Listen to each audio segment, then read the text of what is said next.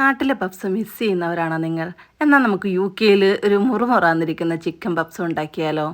അതിനായിട്ട് നമുക്കൊരു puff pastry വാങ്ങിക്കാം.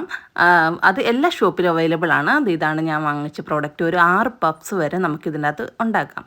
ഒരു പാൻ ചൂടായതിന് ശേഷം അതിലോട്ട് ഈ ജിഞ്ചർ ഗാർലിക് പേസ്റ്റ്, 2 സവോള കുഞ്ഞായിട്ട് അരിഞ്ഞത്, ഒരു ക്യാപ്സിക്കത്തിൻ്റെ പകുതി എടുത്ത് ചെറുതായിട്ട് അരിഞ്ഞത്, 2 ക്യാരറ്റ്, ഇത്രയും ചേർത്ത് നന്നായിട്ട് ഇച്ചിരി ഉപ്പൊക്കെ ചേർത്ത് നമുക്ക് അതിലോട്ട് ഒരു 1/2 ടീസ്പൂൺ മഞ്ഞൾപ്പൊടി, 1/2 ടീസ്പൂൺ ഗരം മസാല, പിന്നെ ഒരു 1/2 ടീസ്പൂൺ മുളക് പൊടി ഓപ്ഷണലാണ്. കാരണം എൻ്റെ കുഞ്ഞുങ്ങൾക്ക് അത്ര വലിയ എരിവൊന്നും ഇഷ്ടമല്ല.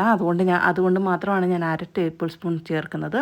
പിന്നെ അതിലോട്ട് നമ്മൾ മിൻസ് ചെയ്ത ചിക്കൻ, അതിങ്ങനെ റെഡിമെയ്ഡായിട്ട് വാങ്ങിക്കാൻ കിട്ടും കേട്ടോ ഇവിടുത്തെ ഷോപ്പിൽ.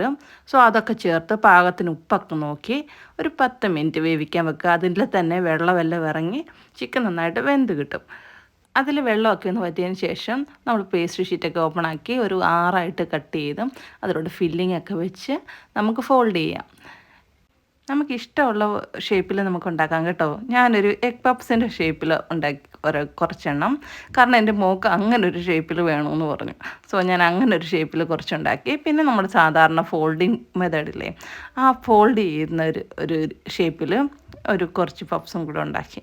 എല്ലാ പേസ്ട്രിയുടെയും മുകളിലായിട്ട് ഒരു എഗ് വാഷ് ചെയ്ത് കൊടുക്കുക. അതിനുശേഷം അവൻ്റെ അകത്ത് വെക്കുക. 200 ഹീറ്റിൽ ഒരു 70 മിനിറ്റ്സ് വെച്ചാൽ നമ്മുടെ മുറുമുറ എന്നുള്ള പപ്സ് ഇവിടെ റെഡിയാകും. സോ നമ്മൾ ചായയോടൊക്കെ കഴിക്കാൻ നല്ലതാണ്.